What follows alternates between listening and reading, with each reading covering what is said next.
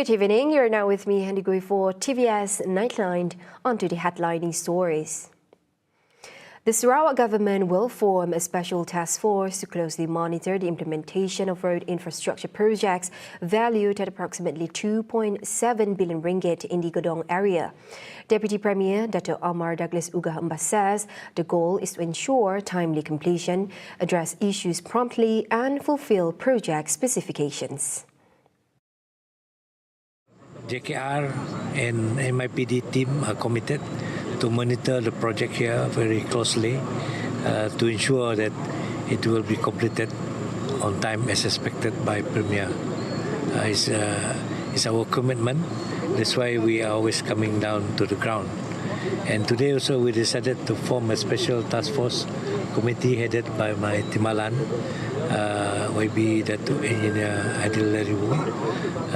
We have directed them to have a daily, monthly meeting to oversee the development of the project, and they will report to me once in 2 months because it is very, very important that project will be completed as planned. Ugah, who is also the State Minister for Infrastructure and Port Development, further adds that the task force will be chaired by his deputy, Dato' Aidil Lariwu, and will hold regular meetings to monitor progress as well as address challenges faced during project implementation. The Gedong Road project involved 3 major developments comprising 10 construction packages, with contractors already mobilized at several sites. He says these include 5 packages under the Serian Gedong Samarahan Highway, 2 packages for the upgrading of Jalan Gedong Simunjan, and 3 packages for the proposed Jalan Gedong Semalatong. Ugah adds that the projects are expected to significantly improve connectivity, spur economic activity, and enhance the quality of life for residents in Gedong and surrounding areas. An elderly woman was killed after being hit by an SUV driven by a foreign man who is suspected to have been under the influence of alcohol while she was crossing the road at Jalan Lembah Permai, Tanjung Tokong late last night. Northeast Police Chief ACP Abdul Razak Mohamad says during the 11:30 p.m. incident, the 67-year-old victim was thrown onto the road and was pronounced dead at the scene. Based on investigations, the SUV driver, aged 51, was traveling from Jalan Mount Erskine towards Jalan Tanjung Bunga. Abdul Razak added that the man is suspected of being over the legal alcohol limit based on the results of a breath alcohol test. As a result, the driver was arrested and a remand order will be sought to facilitate further investigation. The case is being investigated under Section 44(1) of the Road Transport Act 1987. The Defence Ministry MINDEF has directed the Malaysian Armed Forces MAF to conduct an immediate internal investigation regarding allegations of immoral activities within the military camps. MINDEF stresses that the investigation aims to uncover the truth and assess whether the allegations are founded or not. The ministry statement says the allegations do not reflect the culture, values and practices of the MAF, which are founded on discipline, professionalism and strict adherence to security procedures. At the same time, MINDEF emphasizes that stern action will be taken if the investigation confirms the allegations to be true. The ministry reiterates that such actions will be in accordance with regulations, procedure and applicable laws.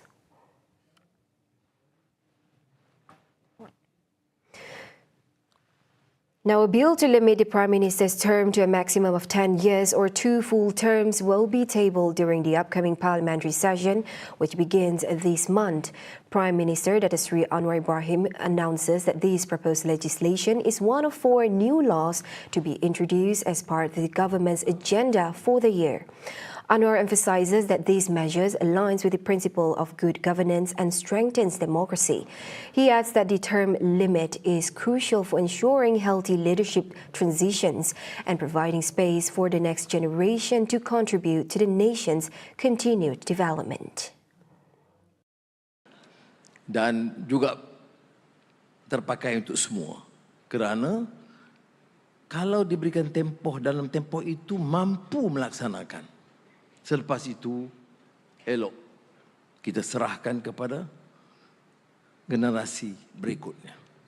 Ini juga terpakai kepada Jabatan Perdana Menteri. Maka kita akan bentangkan undang-undang menghadkan tempoh bagi Jawatan Perdana Menteri tidak melebihi 10 tahun atau 2 penggal penuh. Meanwhile, Anwar also announces that a law related to the separation of powers between the public prosecutor and the Attorney General is the first bill to be presented during the upcoming parliamentary session.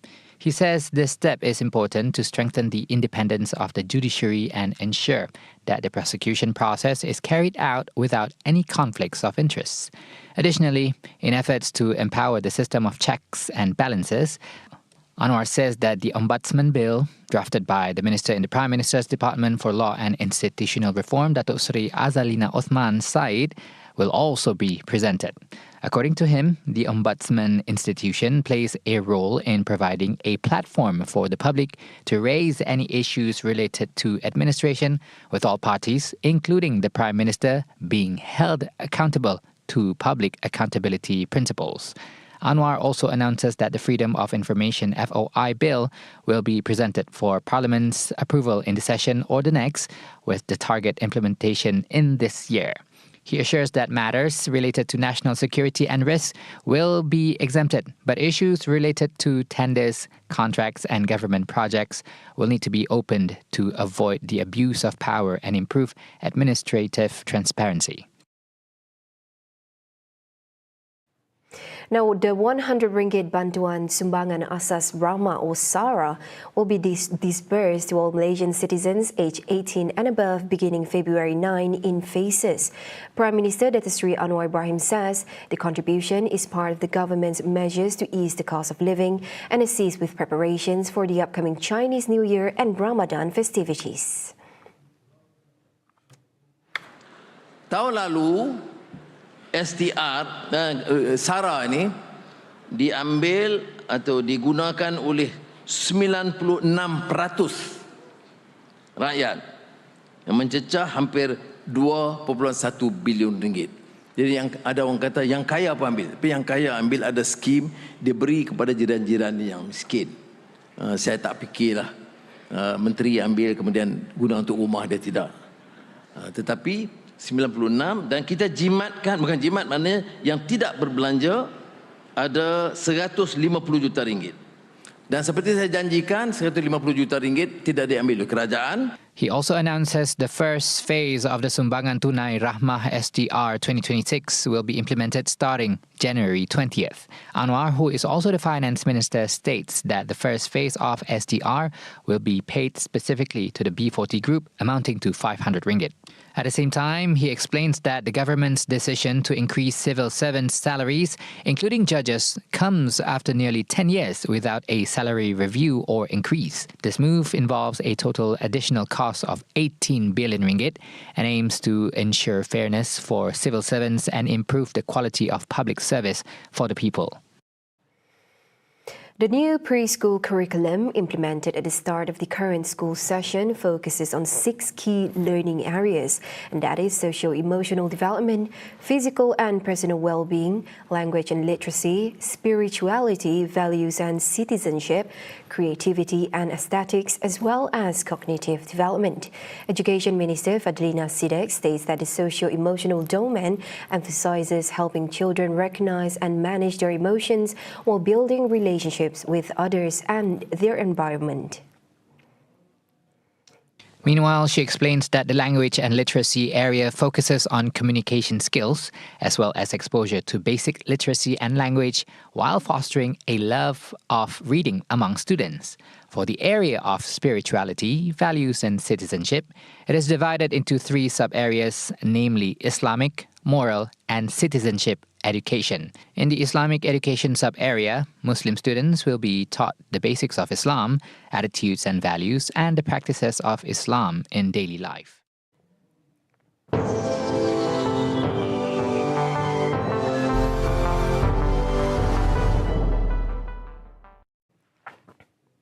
Besides concentrated strikes in Palestine, Israel has, throughout 2025, repeatedly launched attacks in Lebanon.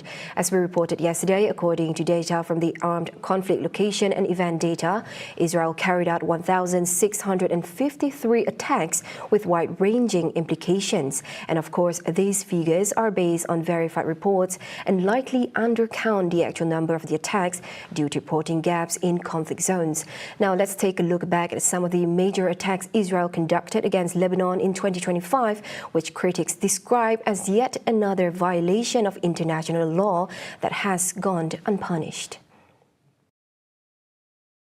Similar to its attacks in Palestine, Israel has justified its strikes as acts of self-defense and efforts to dismantle Hezbollah's military capabilities. The first attack in 2025 occurred on January 26, while a ceasefire brokered on November 27, 2024 was still in effect. Israel, as in previous instances, did not adhere to the peace agreement. On the same day, displaced civilians from southern villages began returning home from the north, even as the IDF refused to fully withdraw its forces. Israel carried out frequent strikes, largely concentrated in southern Lebanon, but also extending to the Bekaa Valley and the outskirts of the capital, Beirut. The IDF continues to station troops at 5 high-altitude positions in southern Lebanon, despite a formal commitment to withdraw from the area. According to the United Nations UN statistics, Israel has killed more than 300 people since the peace deal was reached. And in the latest attack by Israel, it took place on Sunday, when 2 people in southern Lebanon were killed after an Israeli drone struck their vehicle. Colombian President Gustavo Petro warned the U.S. against what he called illegitimate threats after U.S. President Donald Trump suggested further military action in Latin America. In a lengthy post on social media, Petro said he would defend Colombia's sovereignty and urged U.S. Senator Marco Rubio to read the Constitution, rejecting claims that he was unwilling to cooperate. Petro highlighted his government's anti-narcotic efforts, including record cocaine seizures and crop substitution programs, and warned that bombing coca-growing regions could spark renewed guerrilla warfare. One of his posts states further warning to the U.S. State Secretary Marco Rubio, who implies that the Colombian president does not want to cooperate with authorities in combating drug trafficking, as entirely false. Since then, he has ordered the removal of several intelligence officers from the police force after they provided false information to the U.S.